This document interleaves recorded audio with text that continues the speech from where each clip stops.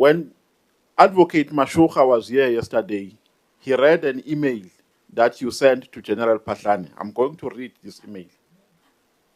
This email was sent on the 26th of November, 2016. And the author of the email is Mr. Paul O'Sullivan. This is how it reads. This one is just between me, you, and Mr. Patlane. You know you are a corrupt cop. I know you are a corrupt cop. Figgy knows, your wife knows, Yola knows, Henry knows, and soon the whole world will know. When I send you to prison, and you know I will, you should not blame me. Blame yourself for being a dishonest piece of rubbish. I'm going to enjoy putting you away, and when I'm done with you, I'm going after your wife. Then I'm going after Ntlemeza, and then Mokaketi. When I'm going after Ntlego, or then I'm going after Ntlego, then I'm going after the boyfriend of the Ling Ling twins. And whilst I'm going after all of you, I'm going to send Moon to prison. Then your house and assets will go under the hammer, whilst you and your wife are in prison. I will do what I did to Krishi. I will buy it on auction and sell at a profit. Stop me if you can, you low down piece of rubbish. Do you know this email? Sounds familiar. Is it appropriate for you to address people like this? General Patlane this time, was he not a commissioner? He was an acting commissioner. Yes. Is it appropriate for you to write this kind of an email to an acting national commissioner? Given the circumstances at the time, it was more than appropriate. This is in the week when I received a death threat, which we trace back to a police official connected to him, and Mandla Mashlangu received a death threat. He was subsequently murdered. Given the circumstances at the time, it was entirely appropriate, Chairman. So it's appropriate to you to say to a man you'll go after his wife? Given the fact that his wife was involved in the corruption with him and had been unlawfully appointed and elevated in rank in the police, and that she was involved, and in fact, Chairman, 3 months or 4 months after that email, he was arrested, she was arrested, and they both sat in the dock together. It's appropriate for you to say to him, you will buy his house and sell it at a profit. Why not? So it's appropriate. Why not? It's appropriate for you to threaten a witness. That I put this message, which I received now, into the record. Yeah. As I'm eating there, I received this message from Paul O'Sullivan. Yeah. Get ready, you lying crook. I am going to make sure you spend some years in prison. You were bribed by Mkhwananzi and Mabula. Now you will pay for your crimes, guaranteed. Yeah. Okay. 3. And just in sum, what were you being accused of? And in relation to what matter?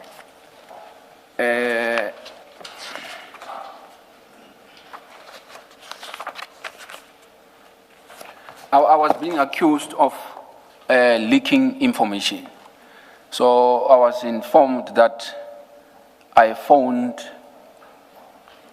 At that time, I was not provided with the name of the person that I was alleged to have phoned, but it was indicated that I phoned a person of interest. The person of interest will be a suspect, and informed him about information that is investigated by IDAC. And I informed this person that there was an ongoing investigation against him, and I gave him the name of the investigator who was investigating him.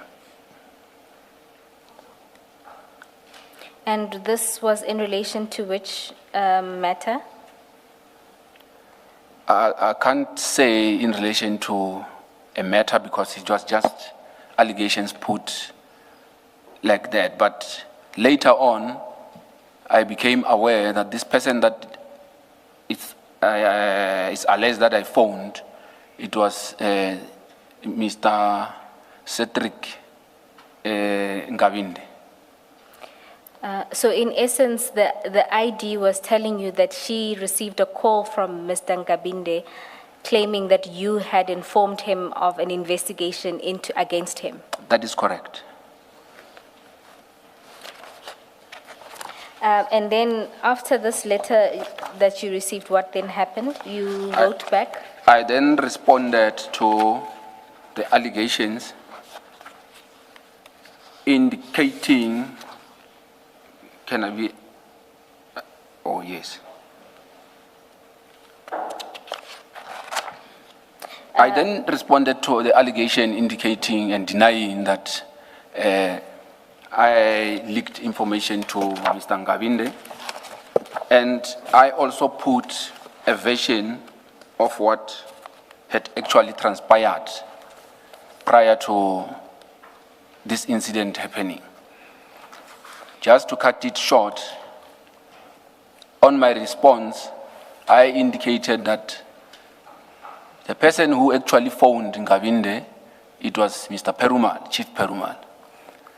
And he instructed or maybe spoke to Ngabinde to phone the ID and make those allegations.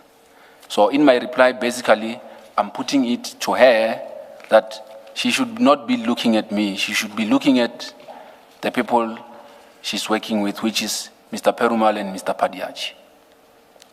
Okay. So at the same time, I was also offering myself to say I'm willing to go through a polygraphy test to prove that I didn't make that call. And you were also volunteering your cell data? I also volunteered my cell phone data. I also volunteered and gave permission that they can check my phone if they want. And just so that we cover this basis, assuming that there was some investigation into Mr. Ngabinde, Advocate Johnson accused you of sharing information about an investigation with the suspect or a person of interest in that investigation. That is correct. Thank you. And now, are you enjoying my Connecting the Dots series? Please help me grow my channel by sharing your thoughts in the comment section, including any corrections in my recollection of the puzzle pieces. Did I miss anything? Also, share my content in your profiles and follow me because I have more Connecting the Dots recordings that I'll be dropping on this very channel. Yes. Okay, so can you help us with this? Because you've sent these screenshots. It looks like a screenshot it's a conversation between someone and the National Commissioner. Again, it's forwarding that same News 24 article. And then it says, the person says to the National Commissioner, just so you know, I opened the case against this crook. I understand you have privately stated you will not suspend him or any of the others going down with him. You are given until Monday to suspend them all, or I will launch an urgent application in the High Court and also call for your suspension. Louis Vuitton bag for the wife or not. And then the next message on the next screenshot is, any response, Fani, please? And then again, Fani, why you don't respond? I have another query. It is known that Khumalo flatly refused to report to DNC, saying he would only report to you. Why? Further, it has been alleged that when you signed off on the 2 million rand property purchases by CI, you not only failed to ensure a proper competitive process was followed, but you also received a substantial kickback for your flexibility.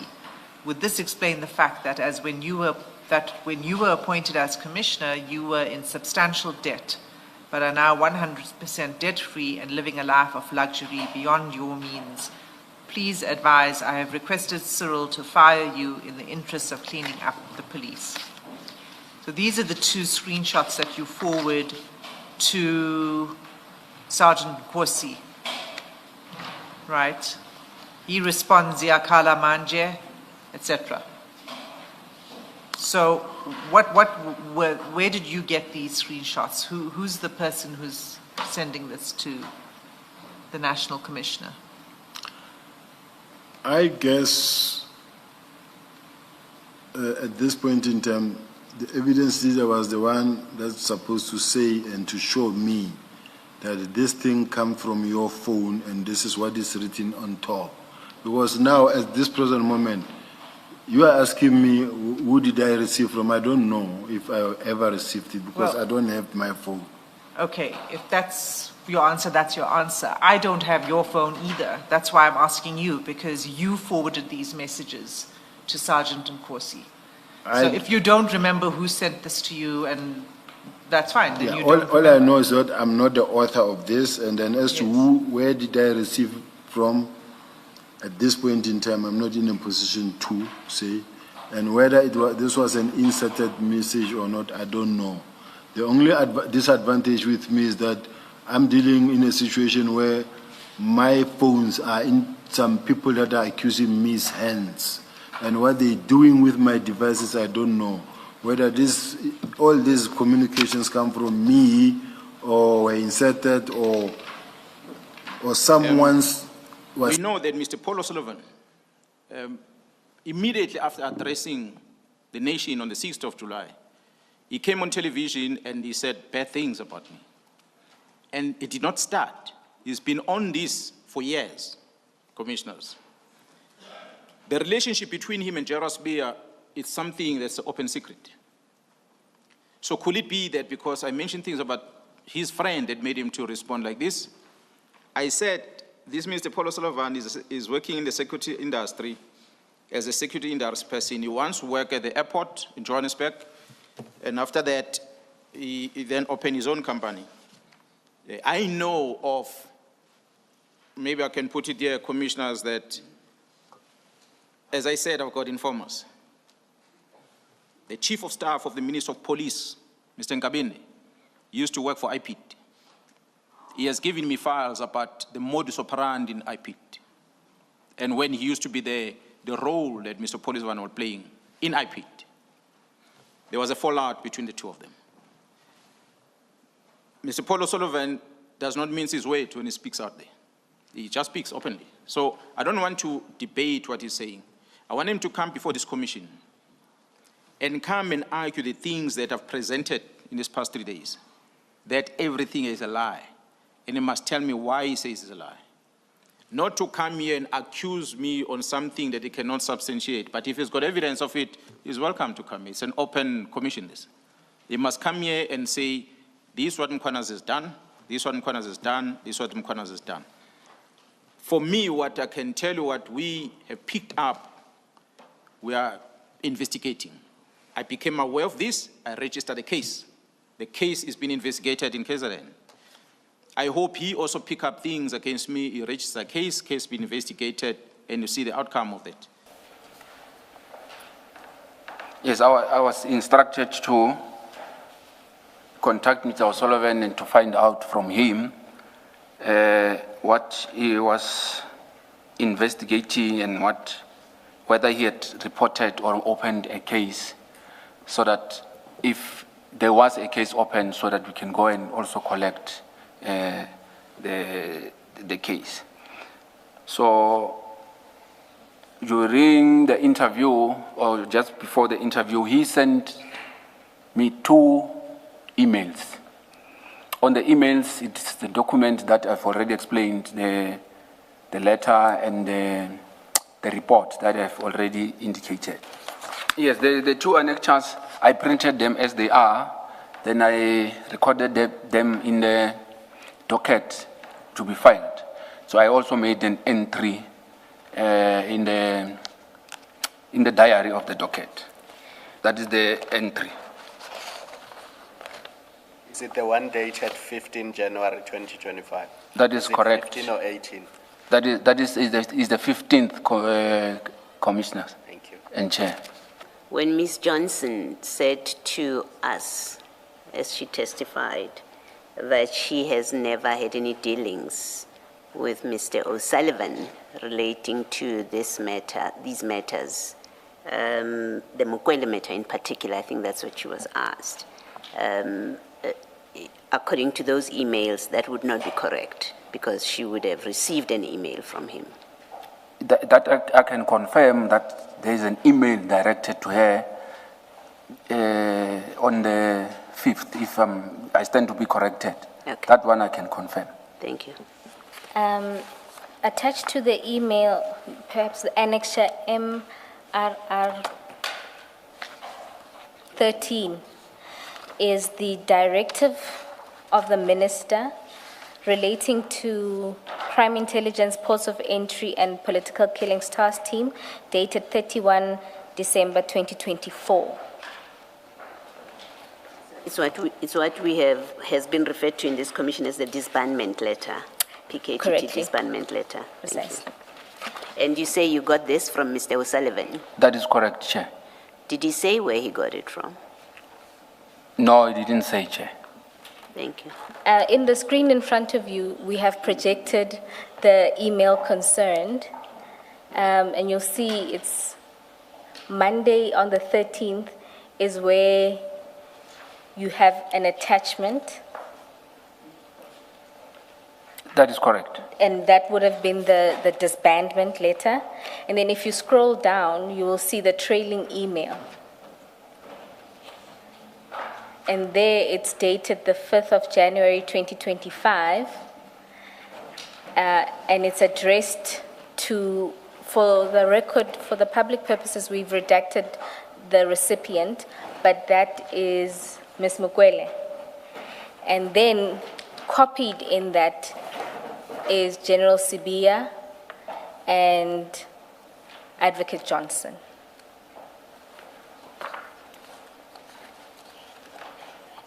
And Minister. And Minister. Minister Mkhwananzi is also copied. So the response is where he says within 14 days, and he wants her to do all of those things, 1, 2, 3. Is that the Yes, response you yes. wanted from her? And Mr. Rapesu, you confirmed that this was one of the things that Mr. O'Sullivan was bringing to your attention. I confirm, Chair. Thank you. Now, you say that after the meeting, you gave feedback to the team. Does this include the documents that were provided, including this email? Correct. Who's a manufacturer Correct, of Chair, things. Commissioners. And I'll Thank want the Parliament to check every financial records of Mr. Paul O'Sullivan and all the individuals I've mentioned, and so that we're able to trace and draw a conclusion whether is Paul O'Sullivan a clean man or is an agent. So I think based on that investigation, we're able to conclude whether is he indeed a clean man or he is what is being said in public, an agent. If he's a clean man, why he does what he does? If he's an agent, who is he working for? But it is time that this country must not sit back and be run by Mr. Paul O'Sullivan. And if government fails to act on it, the men and women in this country, they're going to take it upon themselves to do something drastic on it. And it might not be what this government wants to do, because he has gone too deep in showing that he's got control all over.